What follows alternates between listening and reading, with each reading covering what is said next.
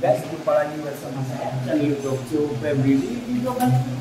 Saya berada di Hotel Hawaii yang berada di Padang Barat, guys.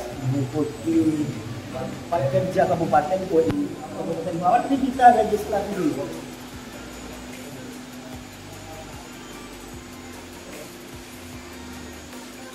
Dan kameramen ikut juga registrasi. Oh, iya, kameramen. Registrasi dikasih back kayaknya. Oh, dan ini ketua panitia yang Jadi rapat kerja WI Kabupaten Pelawan ini menyikapi sharing informasi tentang refleksi 1 tahun kepemimpinan Bupati Pelawan Haji Zukri Nazar. Dan ini acaranya sudah dibuka di Aula Hotel Hawaii yang berada di Kota Padang. Kita ikuti guys seperti apa pemaparan nanti dari Pemda Pelawan, juga Ketua DPRD Pelawan dan narasumber. Dan untuk sesi pertama penyampaian pemaparan oleh Kepala BPD Kabupaten Pelawan Tengku Zulpan. Tanpa berlama-lama, mari kita ikuti seperti apa pemaparan Kepala BPD Pelawan. Tapi jangan lupa untuk mensupport channel ini dengan cara mensubscribe, like, komen, dan banyak-banyak. Dan acara ini dibuka langsung oleh Ketua POI Kabupaten Pelawan Zulhamzah Esos. Assalamualaikum warahmatullahi wabarakatuh. Waalaikumsalam. Selamat pagi, salam sejahtera bagi kita semua yang sama-sama kita hormati Bapak Ketua DPRD Kabupaten Pelawan, Bapak Barudin Syahga, Direktur Utama Perusahaan Daerah UMB Waskata, Pak Dr. Putra, Ketua PWI Pelawan Pak Zulhamzah, seluruh pengurus PWI Pelawan yang kami hormati, yang hadir pada kesempatan kali ini dalam rangka acara rapat kerja PWI Kabupaten Pelawan kepengurusan periode 2020-2023. Alhamdulillah, syukurillah, syadallah, pada kesempatan kali ini bersama-sama kita, namun karena ada sesuatu hal yang beliau tidak bisa tinggalkan, mungkin itu diwakilkan kepada kami selaku Bapeda Kabupaten Pelawan untuk menyampaikan beberapa hal terkait dengan tema refleksi 1 tahun kepemimpinan Zukri Nazar atau kepemimpinan Kepala Daerah Kabupaten Pelawan periode 2021 ini yang mencapai 1 tahun di bulan April yang lalu. Kalau sekarang sudah 1 tahun lebih. Refleksi ini bukan bukan dalam rangka menghakimi, bukan dalam rangka juga untuk menguji, karena 1 tahun waktu yang cukup pendek untuk menguji capaian yang seyogyanya harus dituntaskan dalam 5 tahun sesuai dengan RPJMD kita. 1 tahun ini menjadi batu loncatan bahwa ada progres yang sudah dicapai, juga tidak tertutup kemungkinan dan tidak kami pungkiri ada progres yang ataupun target-target di RPJMD yang belum dicapai atau belum terrealisasi sama sekali. Itu yang akan kami sampaikan secara secara garis besarnya. Nanti ini menjadi poin penting kita dalam diskusi yang akan kita kembangkan setelah paparan ini. Pertama, terkait dengan Pelalawan ini sudah berumur lebih kurang hampir 23 tahun sebentar lagi, dan ini menjadi satu usia yang tidak muda lagi. Karena kalau di 22 tahun itu sudah beranjak dewasa, sudah berpikir secara matang, namun dengan keterbatasan pendanaan kita, keterbatasan finansial, ini infrastruktur kita masih banyak yang belum terlengkapi, kebutuhan-kebutuhan masyarakat belum tercukupi, begitu juga dengan capaian-capaian yang sudah semestinya harus kita tuntaskan dengan 22 tahun ini. Kita tidak menyalahkan siapapun, tidak juga ini lebih kepada keterbatasan kemampuan, terutama kemampuan keuangan kita yang tidak mencukupi untuk dituntaskan dalam waktu secepatnya. Karena percepatan pembangunan tidak terlepas dari kebutuhan pendanaan yang sudah ada. Dengan APBD yang sangat terbatas, karena kita dari 12 kabupaten kota seprovinsi Riau, kita berada di rank tengah sebetulnya dalam kondisi APBD yang ada. Karena kita bukan daerah penghasil migas yang cukup besar, memang kita termasuk daerah penghasil migas, tapi dalam volume yang tidak terlalu signifikan dalam sisi produksinya. Bahwa Kabupaten Pelalawan yang dibentuk 12 Oktober 1999 itu merupakan keinginan dari seluruh elemen masyarakat bagaimana Kampar Hilir yang dulunya daerah yang termarginalkan, terpinggirkan, karena memang Kabupaten Kampar ini cukup luas. Kampar Hilir inilah dengan kesepakatan seluruh elemen, tokoh pemuda, tokoh masyarakat, termasuk peran-peran pihak swasta, para pemuda, termasuk Pak Baharudin, Ketua DPRD yang pada saat itu sebagai mahasiswa juga mendorong bahwa untuk percepatan pencapaian kesejahteraan masyarakat, mau tidak mau Kabupaten Pelalawan ini harus dibentuk. Itu keinginan luhur dari para tokoh-tokoh pendiri kita, sehingga dilakukan musyawarah besar pada bulan April 98 dan akhirnya diajukan ke Kementerian dan disetujui di 12 Oktober 1999 yang kita jadikan sebagai hari lahir Kabupaten Pelalawan.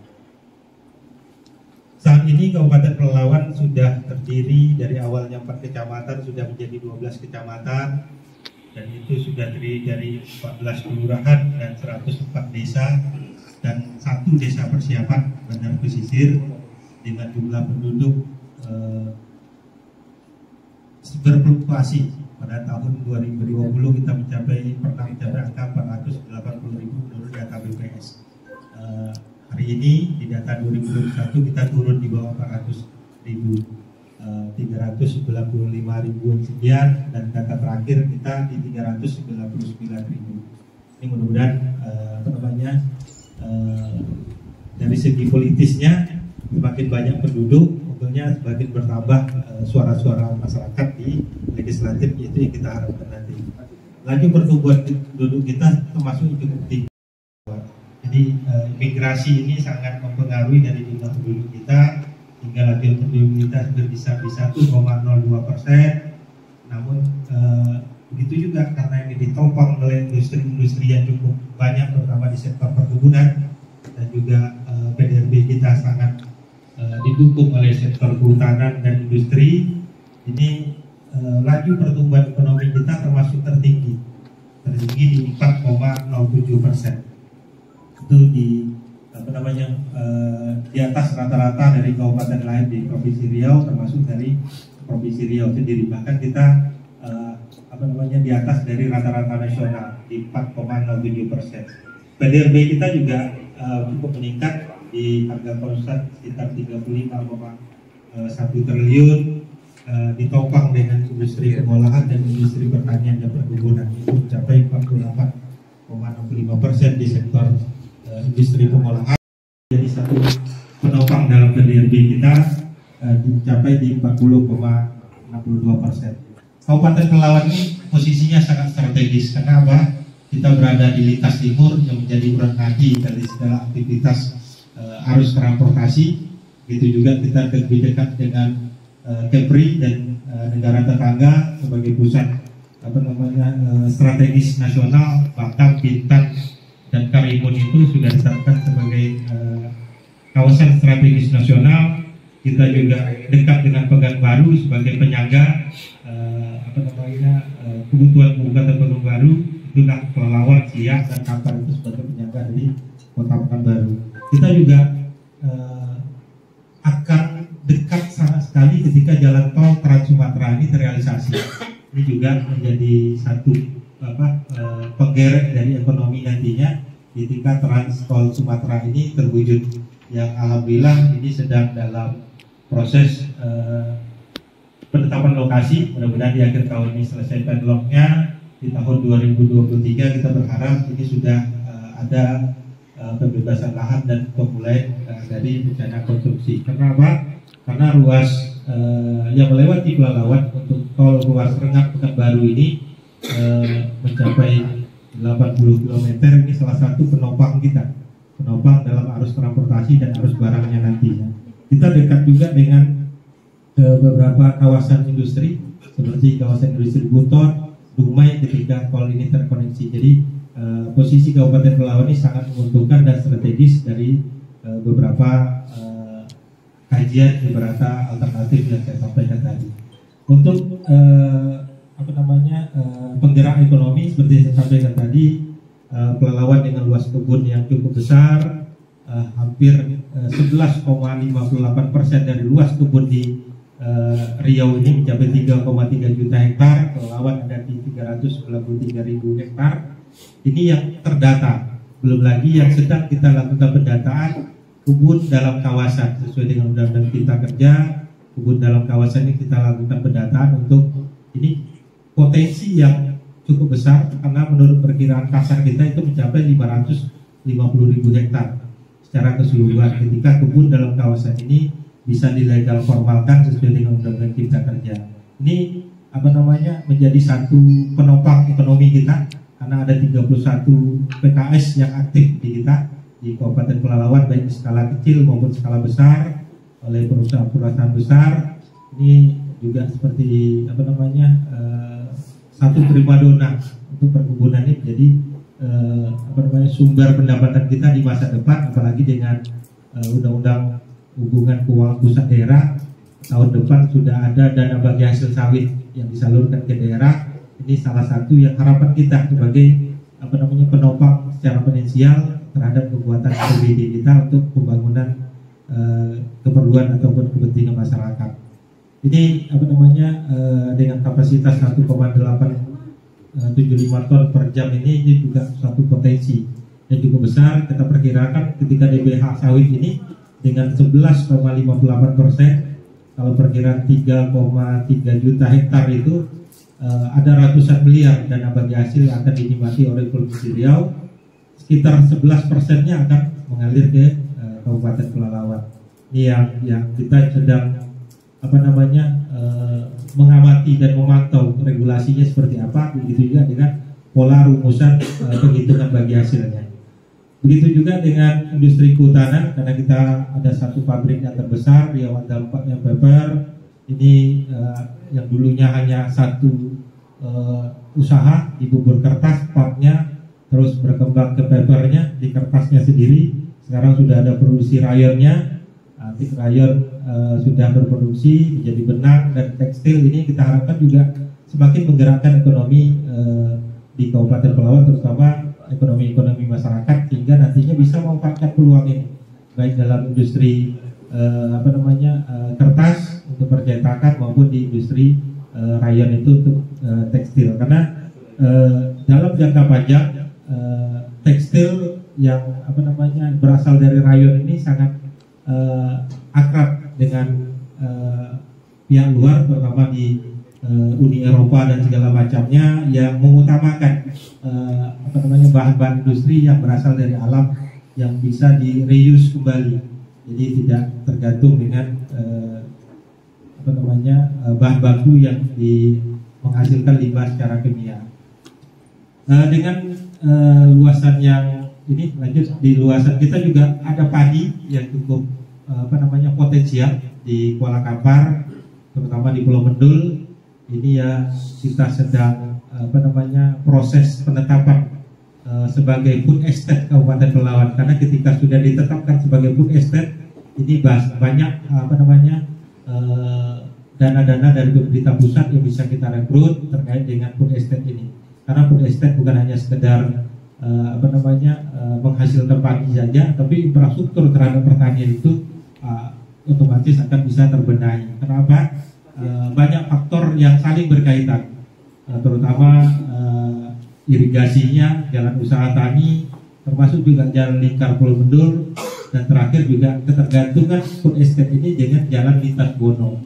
Sehingga kita juga berharap penyelesaian jalan lintas Bono ini menjadi salah satu prioritas utama dari pemerintah Provinsi Riau, sehingga hasil dari food estate Kuala Kampar itu bisa terdistribusikan sampai di ibu kota Kabupaten Pelalawan dengan harga yang terjangkau. Yang hari ini setelah dirintis oleh BUMD dengan beras yang yang jadi primadona yang selama ini diarahkan ke Kepulauan Riau ya Pak Dirut ya. Jadi hasilnya dari kita tapi dinikmati oleh masyarakat dari Kepulauan Riau yang terutama sebagai terbesar konsumennya dari beras kuala kampar itu sendiri. Begitu juga dengan potensi perikanan, karena kita ada di laut juga dan juga di sungai juga potensi cukup besar untuk baik itu dalam rangka pengembangan biakan budidayanya bentuk keramba maupun budidaya tangkap yang di lautan. Ini juga menjadi salah satu primadona. Kita juga sudah mencantumkan dalam RPJMD kita pengembangan budidaya termasuk paten kualo dan udang Paname.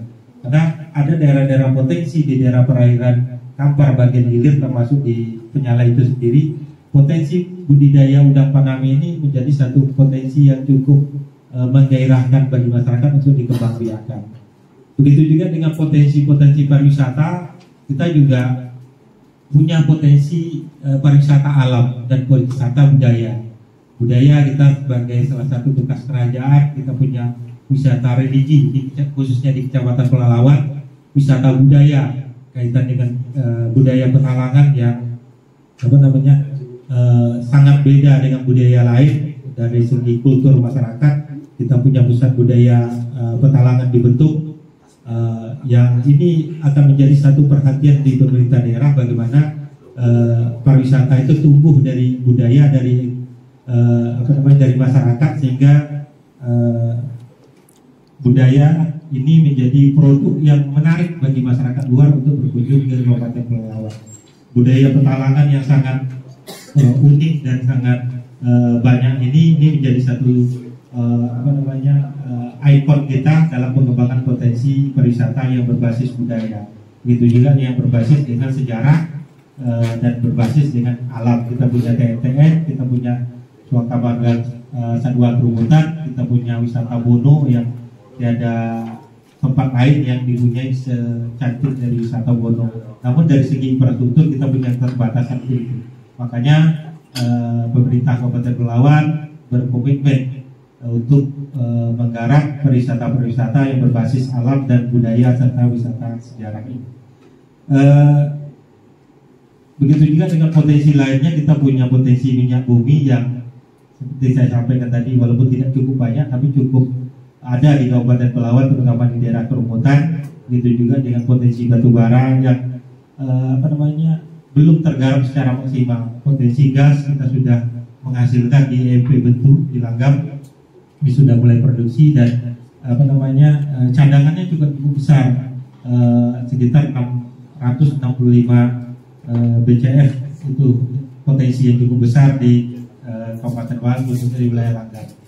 Begitu ya potensi peternakan, kita punya inovasi namanya integrasi sapi dengan sawit. Bagaimana sawit dengan sapi ini saling berkolaborasi, saling bersiklus mutualisme. Kotoran sawit bisa menjadi makanan bagi sapi, begitu juga kotoran sapi menjadi pupuk bagi sawit. Ini sudah diterapkan di Kerumutan dan beberapa tempat lain oleh kelompok-kelompok tani yang kita berdayakan. Itu yang potensi yang cukup besar di Kabupaten Pelalawan. Di RPJMD 2021-2026 memang menjadi persoalan itu bahwa belum optimalnya pemerataan kesejahteraan masyarakat di Pelalawan itu menjadi utamanya. Kenapa itu terjadi? Karena pertama belum optimalnya pembangunan kualitas sumber daya manusia. Belum optimalnya bukan berarti tidak ada, tapi sudah ada, cuma belum optimal saja. Sudah dimulai dari awal Kabupaten Pelalawan berdiri, makanya sumber daya manusia ini menjadi satu poin penting. Bagaimana nantinya sektor pendidikan, kesehatan dan pendukung lainnya ini juga menjadi dibenahi. Yang kedua juga pembangunan perekonomian di seluruh wilayah Kabupaten Pelalawan. Infrastruktur yang masih terbatas, potensi pariwisata yang belum tergarap maksimal, begitu juga dengan tata kelola pemerintahan yang akan diwujudkan menjadi lebih baik.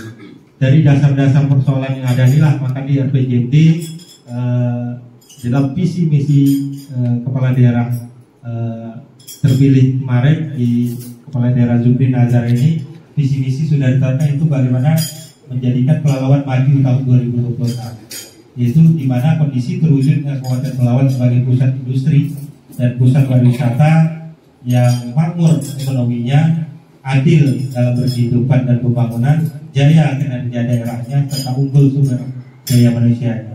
Jadi maju itu singkatan dari makmur, adil, jaya, dan unggul di tahun 2026. Bagaimana maju itu direfleksikan ada 5 misi. Pertama, maju sumber daya manusianya. Yang kedua, maju ekonominya, maju infrastrukturnya, maju wisata dan budaya, serta maju pemerintahan. Ini yang mungkin rekan-rekan di Satpas ini sudah memahami ini karena sudah berkali-kali ini menjadi bahan paparan dari bupati maupun dari beberapa pihak. Bagaimana mewujudkan sumber daya yang unggul itu dalam ilmu pengetahuan dan juga soal iman. Ini juga seperti maju SDM. Bagaimana mewujudkan ekonomi di perkotaan dan perdesaan, bukan hanya di perkotaan saja, tapi ekonomi di perdesaan bisa bergerak, yang mandiri dan berdaya saing. Begitu juga dengan infrastruktur, bagaimana infrastruktur yang berkeadilan, lengkap dan berkelanjutan. Berkeadilan ini bagaimana ada pemerataan infrastruktur di seluruh wilayah kecamatan, baik yang jauh di Kolakampar maupun yang terdekat di Pangkalan Kerinci. Begitu juga yang berkelanjutan, karena berkelanjutan tidak terlepas dari perhatian kita terhadap kelestarian alam kita. Infrastruktur yang kita bangun harus berbasis dengan ekologi juga. Jadi berkelanjutan di sini dalam arti seperti itu. Begitu juga dengan pariwisata daerah. Bagaimana partisipasi masyarakat dengan wisata alam, wisata budaya, dan wisata sejarah tadi itu menjadi satu kesatuan, dan budaya Melayu sebagai perekat negeri. Budaya Pekalangan, budaya Melayu pesisir yang punya keberagaman, ini menjadi satu hal yang menarik untuk kita jual sebagai daya tarik wisata. Tinggal kita membenahi cara penyajian, begitu juga dengan infrastruktur pendukung. Untuk tata kelola pemerintahan, bagaimana good public service-nya itu semakin meningkat sehingga good governance-nya bisa tercipta. Ini yang ditanamkan dengan maju ke pemerintahan dengan memanfaatkan teknologi informasi. Dengan data-data teknologi informasi ini, seluruh data kebutuhan terkait pembangunan bisa terhimpun di satu database sehingga menjadi dasar bagi kita di pemerintahan, eksekutif dan legislatif untuk dasar bertindak bahwa data itu menjadi pijakan awal kita dalam perencanaan pembangunan. Di program-program unggulan di bidang SDM ada bantuan-bantuan terhadap insentif imam masjid, garing, dan bantuan-bantuan terhadap sarana ibadah, peningkatan kesejahteraan guru PDTA, TMTA, bantuan pendidikan siswa miskin, beasiswa, pendidikan S1, S2, bahkan S3 bagian yang tidak mampu maupun anak yatim, serta mahasiswa berprestasi. Begitu juga untuk meningkatkan kesejahteraan tenaga pendidik, begitu juga untuk pelayanan kesehatan yang secara menyeluruh, karena Kabupaten Pelalawan hari ini belum mencapai jaminan kesehatan semesta. Karena kalau jaminan kesehatan semesta tercapai itu 98% dari seluruh penduduk Kabupaten Pelalawan sudah mempunyai jaminan kesehatan, baik itu dari JKN-nya sendiri maupun dari Jamkesda. Kita sampai saat ini baru tercover di 80%. Jadi ada sekitar remnya lagi sekitar 18% yang harus kita penuhi. Bagaimana seluruh setidaknya 98% dari seluruh penduduk itu sudah punya jaminan kesehatan, mulai dari bayi sejak lahir maupun orang tua lanjut usia. Begitu juga jaminan universal dan pelatihan kompetensi vokasi. Untuk mendirikan vokasi kita sudah bermutasi dari ST2P menjadi ITP2I, begitu juga dengan kerjasama dengan perusahaan-perusahaan swasta yang ada di Kabupaten Pelalawan. Untuk di bidang ekonomi ada bantuan modal UMKM yang berbasis ekonomi kreatif. Untuk pekebun ada bantuan pupuk, untuk petani juga dan pekebun ada bantuan replanting dan konversi sawit atau pinang. Juga menjaga kestabilan harga produk pertanian dan perkebunan, pengembangan kawasan sentra pertanian khususnya food estate dengan bantuan peralatan dan mesin, begitu juga dengan pusat percetakan dan pusat konveksi, termasuk industri olahan turunan dari CPO itu sendiri. Karena seperti kita tahu saat ini memang CPO dilarang ekspor, menyebabkan harga TBS-nya semakin turun, semakin anjlok dari 3.000 pernah mencapai hampir 4.000 ke di bawah 1.000 saat ini. Ini kenapa? Karena memang produk turunan dari CPO-nya khususnya di Kabupaten Pelawat belum terolah secara maksimal. Untuk infrastruktur, bagaimana juga infrastruktur untuk pendidikan ini bisa merata, fasilitas kesehatan juga, puskesmas, puskesdes ini juga bisa terpenuhi dari segi peralatan dan maupun dari sumber daya manusianya. Begitu juga dengan rencana pendirian rumah sakit pendukung di Selatan Pelalawan yang tahun ini sedang kita rencanakan. Tahun kemarin sudah diedit, tahun ini sudah ada beberapa visi yang kita bangun sambil kita mengharapkan dukungan dari pemerintah pusat maupun pemerintah provinsi dalam pembangunan infrastruktur. Begitu juga dengan infrastruktur di kabupaten, terutama untuk pembenahan tata ibu kota, penanganan banjir, drainase, air bersih, ruang terbuka hijau, dan juga pemenuhan taman kreativitas anak muda atau ruang publik kreatif seperti ruang terbuka hijau, RTH, jembatan kembar, dan segala macamnya. Begitu juga dengan percepatan penyelesaian jalan lintas Bono yang kita terus dorong dari pemerintah provinsi karena menjadi kewenangan provinsi, dan alhamdulillah tahun ini cukup banyak dibanding tahun sebelumnya. Ada 9 kilo aspal di terusan dari Telukmati ke Pulau Muda, ada timbunan lebih kurang 5 kilo, 4,8 kilo timbunan lanjutan dari Sebeki ke Sokoi, walaupun ini belum memenuhi harapan kita semua. Kenapa? Karena masih cukup panjang jalan yang harus dibenahi, khususnya lintas Bono itu. Begitu sampai ke Sokoi itu, kalau ini hanya sekedar 5 kilo 1 tahun kan butuh waktu yang cukup panjang.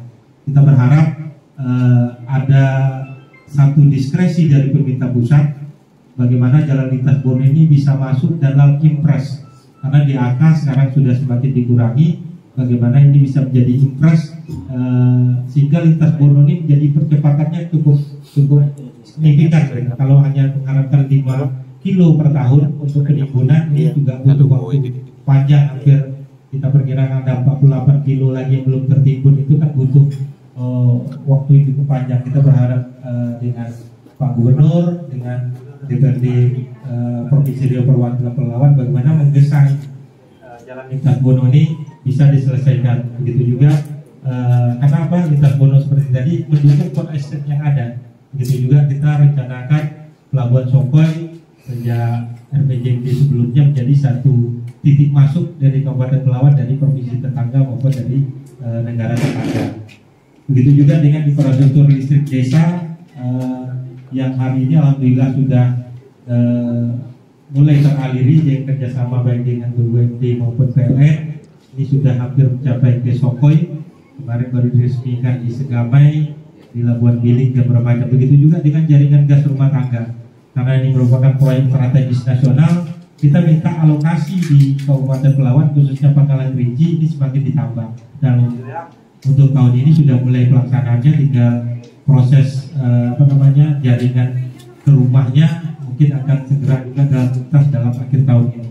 Jadi bantuan gas ini biasanya dibeli dengan gas 3 kilo dan 5 kilo maupun 15 kilo.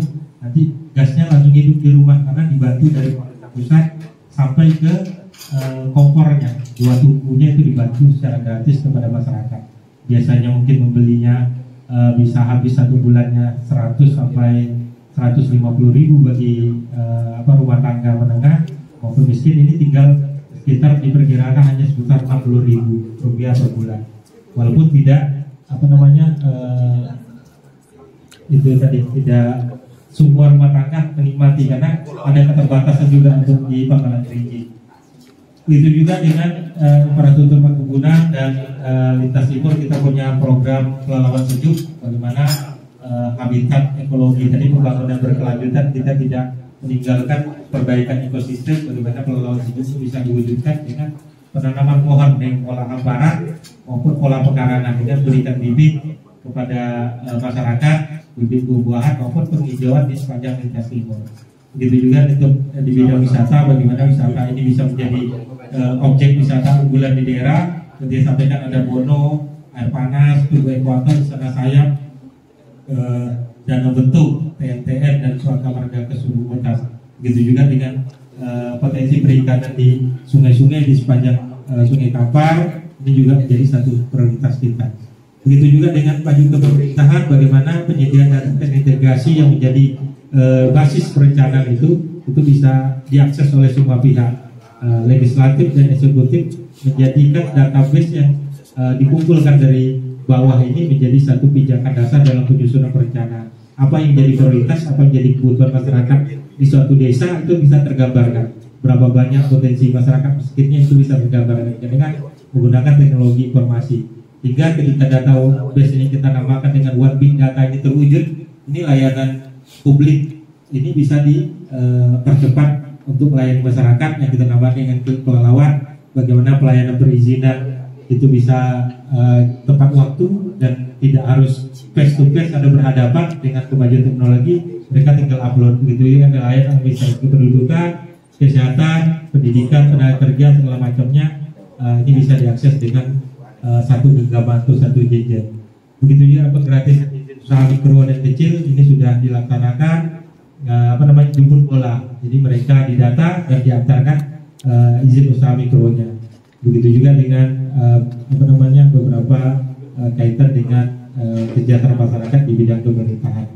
Intinya bahwa seperti yang saya sampaikan tadi, 1 tahun bukan waktu yang panjang, tapi waktu yang sangat singkat untuk menguji keberhasilan RPJMD kita atau pencapaian target kita. Karena apa? Tahun pertama ini dari RPJMD pasti meletakkan fondasi, pasti menyusun perencanaan.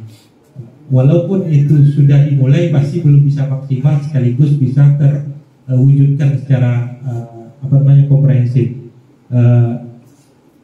Dalam 1 tahun kepemimpinan ini memang laju pertumbuhan kita cukup tinggi, seperti kita sampaikan tadi, dari 2,24% pada tahun 2020 ini, dengan walaupun kita masih suasana pandemi, tapi pertumbuhan ekonomi di Kabupaten Pelalawan tadi dengan pergerakan sektor perkebunan dan industri tadi ini menjadi 4,07%. Ini cukup tinggi, terutama di Riau dan di Indonesia.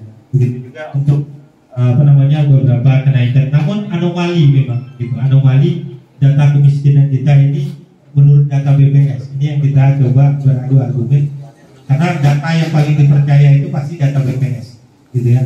Penduduk miskin kita justru naik di 9,16 menjadi 9,63%. Tapi apa penyebabnya? Pertama, dari hasil diskusi kita dengan BPS, pertama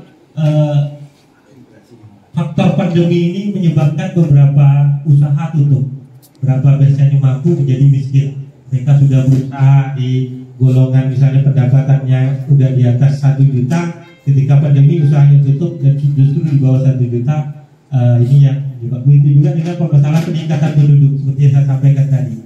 Penduduk Pelalawan itu migrasi dari luar itu cukup tinggi, dan mereka datang ke Pelalawan itu dalam rangka mengadu nasib untuk mencari kerja.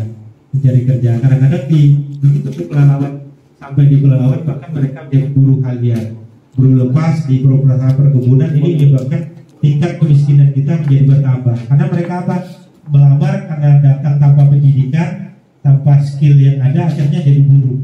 Tentu dengan taraf hidup yang sesuai dengan gaji buruh yang tidak cukup untuk memenuhi kebutuhan tinggal, menyebabkan itu penduduk miskin kita bertambah. Begitu juga dengan hal-hal lain, sehingga ini data menjadi anomali. Pertumbuhan penduduk kita tinggi, PDRB kita naik, segala macam naik, angka pengangguran terbukanya turun, tapi penduduk miskinnya naik. Dari hasil diskusi kita dengan BPS seperti tadi, dan itu akan menjadi begitu juga dengan standar penentuan masyarakat miskin. Ini menjadi beberapa kategori yang menurut kita tipe di luar Pulau Sumatera atau di Jawa itu tidak bisa disamakan, khususnya kita di Pelalawan atau di Riau. Tingkat pendapatannya pasti berbeda, tingkat kehidupan pasti berbeda. Itu yang menjadi pengangguran terbuka kita turun dari 5,99% menjadi 2,34%. Indeks Gini ini juga turun. Indeks Gini ini adalah ketimpangan antara orang yang berpenghasilan paling tinggi dengan orang yang berpenghasilan paling rendah. Pengeluarannya seperti itu. Jadi semakin kecil Gini-nya mendekati 0 itu semakin bagus. Dan ini kita sudah buktikan bahwa ketimbangan pendapatannya sudah semakin membaik dari 0,3 menjadi 0,294 di tahun 2021. Begitu juga umur harapan hidup tahun 2022 juga meningkat di 71,24 tahun seperti itu. Begitu juga rata-rata lama sekolah, karena memang pendidikan gratis yang telah dimulai selama 10 tahun terakhir ini menyebabkan bahwa rata-rata lama sekolah kita juga cukup meningkat dari 8,5 menjadi 8,7 tahun per orang. Begitu juga harapan lama sekolah 12,24 di tahun 2020 jadi 12,41. Panjang jalan kondisi baik, karena kondisi baik ini kan jalan yang dulu tidak baik kita jadikan baik, jalan dulu kondisinya belum layak menjadi layak, ini juga mengalami peningkatan karena pasti ada pembangunan. Namun juga jalan yang rusak itu juga semakin meningkat juga karena apa? Setiap tahun jalan-jalan kita juga dilewati oleh kendaraan berat, terutama CPO dan sawit. Ini juga menyebabkan tingkat kerusakan jalan kita juga cukup tinggi. Dari jalan baik kita 322 km untuk jalan kabupaten menjadi 348 km untuk tahun 2021. Ini untuk jalan kabupaten. Begitu juga dengan tata kelola keuangan daerah kita juga masih bisa bertahan di wajah tanpa penjualan sampai di tahun kemarin. Itu merupakan tahun ke-10 kita pemerintah Kabupaten Pelalawan mendapat predikat WTP. Akuntabilitas kinerja pemerintah daerah kita juga mendapat apresiasi dari pemerintah pusat khususnya Kemenpan RB di tahun 2020 dengan angka 62,65 menjadi 63,76 itu kita mendapat nilai B dari Kemenpan RB. Begitu juga beberapa penghargaan, beberapa capaian kita walaupun ini belum menggambarkan pencapaian secara keseluruhan dari RPJMD kita karena baru 1 tahun lebih kurang APBD kita di tahun 2022 atau dimulai dari APBD tahun 2021 lebih kurang 1 tahun lebih ini pencapaian ini belum menggambarkan keseluruhan dari pencapaian dari target RPJMD kita laksanakan. Dan alhamdulillah baru-baru ini kita juga mendapat beberapa apresiasi dari pemerintah pusat seperti Kabupaten Layak Anak.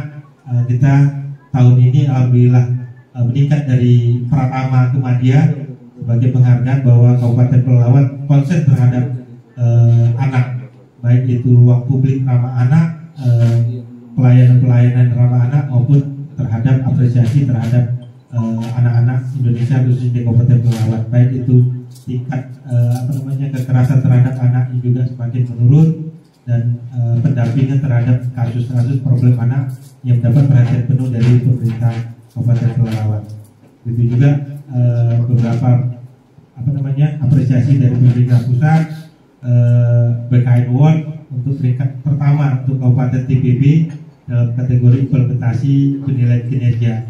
Kemarin juga di Lombok sudah dapat penghargaan sertifikat eliminasi malaria untuk di Kabupaten Pelalawan. Baru-baru ini juga dari SPS Pak Bupati juga menjadi pemimpin terpopuler di media arus utama 2022 dari SPSS pusat. Ada beberapa hal lain termasuk penghargaan Smart City, SPEP dan Anugerah Pesona Indonesia. Jadi ini menjadi apresiasi terhadap pencapaian 1 tahun di Kabupaten Pelalawan. Tapi pencapaian ini bukanlah pencapaian Bupati sendiri atau bersama wakil bupati, tapi pencapaian masyarakat Kabupaten Pelalawan secara keseluruhan. Dan ini tidak terlepas dari dukungan terutama dari Pak Ketua melalui lembaga legislatifnya yang terus melecut kami di pemerintah daerah dalam melaksanakan fungsi pengawasan. Apa yang menjadi kekurangan kami beliau soroti, beliau berikan kritik itu tidak anti kritik yang membangun ini bukanlah menjadi momok bagi kami di pemerintah daerah, tapi justru menjadi batu lecutan bagaimana kami memperbaiki hal yang kurang yang mungkin menurut kami ini sudah sudah layak, sudah bagus, tapi ada kacamata pihak lain sebagai pembanding, termasuk rekan-rekan pers. Itu bukan apa yang diberitakan, apa yang ditulis itu merupakan satu masukan yang sangat berharga bagi keberlangsungan pembangunan Kabupaten Pelalawan.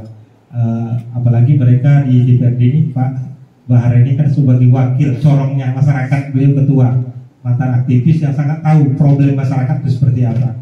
Jadi apa yang beliau sampaikan itu sangat bernas, dan itu patut kami apresiasi, dan kami kami berikan satu poin penuh dalam perhatian terhadap penyempurnaan perjalanan pembangunan ke depan.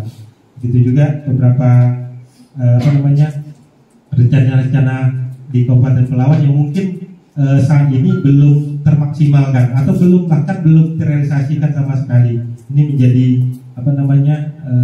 satu poin penting terutama bagi kami di perencanaan di Bapeda, karena ini menjadi tugas utama kami bagaimana target RPJMD itu bisa dicapai sampai dengan periode berakhirnya RPJMD di 2026.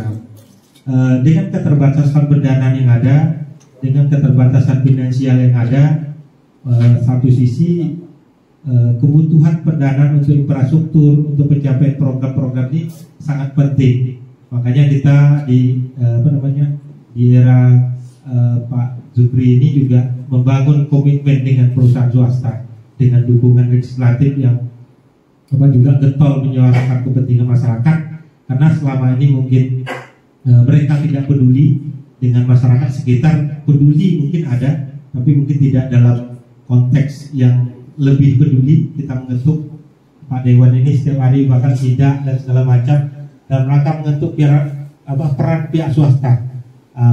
Itu juga membangun komitmen dengan perusahaan swasta bagaimana infrastruktur jalan di Kabupaten Pelalawan ini bisa mereka ikut turut andil serta membangun. Karena jalan di Kabupaten Pelalawan juga mereka gunakan, terutama UKI Kerumutan. Kita ada kerjasama dengan Ganda Merah, bagaimana mereka juga telah berkomitmen dengan MOU, dan alhamdulillah mungkin di beberapa bulan ke depan setelah proses lelang mereka selesai, ini akan segera direalisasikan. Ada 0,5 kilo. Kita hargai mereka karena 0,5 kilo juga cukup besar untuk aspal 2 lapis, yang 1 kilonya hampir mencapai 6,5 miliar. Jadi 0,5 kilo untuk daerah yang mereka di proses lelang. Ada Arabadi juga. Arabadi untuk di ruas sore bentuk itu mereka juga komitmen membangun 2 kilo, 1 kilo tahun ini sedang proses lelang. Jadi mungkin dalam beberapa bulan ke depan, kita di sedikit Agustus atau di awal September mereka sudah mulai membangun jalan 1 kilo dan 1 kilo di tahun depan. Begitu juga dengan RAPP. RAPP sebagai penopang di ibu kota Kabupaten Pelalawan, kita minta perhatian khusus di ibu kota Kabupaten Pelalawan. Pertama, bagaimana jalan logging yang selama ini digunakan masyarakat bisa mereka bangun dengan rigid sampai ke kilo 7 kita harapkan, tapi secara bertahap. Tahun ini mereka berkomitmen akan bangun 2 kilo. Begitu juga untuk drainase, dan sedang dalam proses penyiapan lahan di lapangan.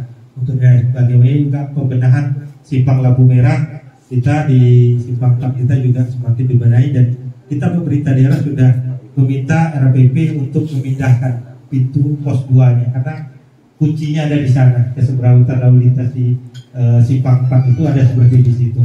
Itu juga begitu beberapa hal lain, termasuk juga jalan menuju RSUD kita yang selama ini melewati akses perumahan di Riau Komplek itu, sehingga nanti bisa ada jalan alternatif baru yang tidak melewati itu. Untuk PHE juga itu pertimbangan energi Kampar yang mereka berkomitmen untuk 4 kilo. 1 kilo di tahun ini, sedang mudah-mudahan nanti di bulan segera ada 1,5 kilo di tahun depan dan 1,5 kilo di 2024. PT Semari Riau dan PT Sari Lembah Subur. Ini tidak tertutup juga dalam rangka perusahaan-perusahaan lain berpartisipasi dalam bentuk lain. Ada pembangunan infrastruktur pendidikan, kesehatan maupun pemberian bantuan yang terkait dengan ekonomi masyarakat. Kita juga khusus di Kota Pangkalan Perinci, karena banjir ini menjadi satu persoalan penting walaupun belum terselesaikan sampai hari ini, kita jujur. Tapi ini kita sedang menunggu beberapa review terhadap dokumen perencanaan kita, master plan drainase kita, yang mudah-mudahan segera selesai dalam beberapa waktu ke depan itu menjadi dasar pijakan kita bagaimana nanti drainase Kota Pangkalan Kerinci ini bisa kita tuntaskan juga dalam pembangunannya. Karena beberapa titik kita sudah melakukan penanganan dari dana swakelola di PUPR, begitu juga dengan mendesak Balai Jalan Nasional terkait dengan pembenahan lintas timur. Begitu juga di kecamatan-kecamatan lain terkait dengan Pangkalan Lesu. Dan alhamdulillah tahun ini ada proyek dari pusat, dari dana reguler mereka untuk ruas Simpang Lagu Pematang Lebak, itu dari APBN yang melewati lintas timur kita dan beberapa kecamatan. Begitu juga dengan proyek KPBU dari Simpang Lagu, Simpang Kayu Arah, Pasir Putih, itu juga proyek KPBU yang sedang dilaksanakan. Ini bagaimana sinkronisasi terhadap keinginan-keinginan kita terkait dengan penanganan jalannya bisa diakomodir. Begitu juga dengan infrastruktur jalan, Pak Bupati juga mengedepankan penanganan swakelola karena lebih cepat tindakannya, lebih irit biayanya dengan penanganan melalui lelang atau pihak ketiga. Begitu juga dengan program peningkatan pelayanan kesehatan kita. Pelayanan kita bagaimana pembangunan infrastruktur kesehatan, termasuk kelengkapan sarana prasarana kesehatan ini bisa sampai ke desa, gitu kan? Sampai ke desa, tentu dengan dukungan dari legislatif pada saat pembahasan APBD. Jadi beberapa kerjasama, beberapa surat dan ajang sana atau muibah kita ke kementerian juga menghasilkan beberapa catatan atau poin penting bagi kita, termasuk juga alhamdulillah usulan exit tol kita yang minta kita tambah di ruas Ukui Kerumatan ini diapresiasi oleh Gubernur dan juga oleh pemerintah pusat melalui Kementerian PUPR. Begitu juga beberapa hal terkait ini ada kerjasama kita dalam rangka mewujudkan kesejahteraan masyarakat. Bagaimana kerjasama Pemda dengan jaringan kerja pemetaan partisipatif tentang tata ruang desa secara partisipatif di Kabupaten Pelawat. Ada juga tentang sawit berkelanjutan, ada KOR, diameter, ada UNDP, Profores, ada lembaga-lembaga donor dari UNDP dan segala macam yang ingin eksis membangun sektor perkebunan di Kabupaten Pelawat, baik fisik maupun non fisik, perhatian mereka terhadap sawit berkelanjutan di Kabupaten Pelawat. Begitu juga dengan beberapa universitas, MOU dengan beberapa perusahaan terkait dengan penurunan stunting kita, karena stunting menjadi isu nasional yang harus kita turunkan. Hari ini Pelalawan ada sekitar 21% potensi stunting kita. Itu bagaimana di 2 tahun ke depan ditargetkan di bawah 14%. Dan ini dengan rebut stunting, dengan kolaborasi pihak swasta di dalam perusahaannya, ini bisa semakin percepatan penurunan stunting. Karena potensi stunting ini ada kaitannya pertama dengan sanitasi, air minum, gizi dan segala macamnya. Itu kaitannya. Dan terutama desa-desa stunting kita justru ada di bantaran Sungai Kampar. Kenapa? Karena konsumsi airnya yang masih belum layak. Seperti itu. Ada beberapa dengan perguruan tinggi. Begitu juga nanti untuk Pelalawan Sejuk seperti yang saya sampaikan tadi, bagaimana pola pekarangan, pola hamparan ini menjadi satu prioritas. Dan alhamdulillah bibitnya sudah diadakan kemarin, tinggal proses pembesaran dan dalam waktu dekat akan di-launching dalam rangka program Pelalawan Sejuk dengan memberikan bantuan bibit untuk penghijauan. Mungkin di pekarangan ada sifatnya buah maupun di pola hamparan yang sifatnya termasuk daerah aliran sungai yang ingin kita hijaukan dan kita benahi. Ini Pak Dewan nih hampir beberapa kali nih mengisi das yang mungkin ditutup oleh perusahaan. Itu komitmen kita bagaimana memulihkan ekologi kita, karena di APJD kita adalah pembangunan infrastruktur yang berkelanjutan seperti itu. Ini mungkin sekelumit saja dari apa kita nanti kita kembangkan dari komisi. Mungkin telah menyita waktu rekan-rekan, kami mohon maaf mungkin dalam penyampaian ada hal yang kurang, kami mohon maaf dan kami sudahi dengan Assalamualaikum warahmatullahi wabarakatuh.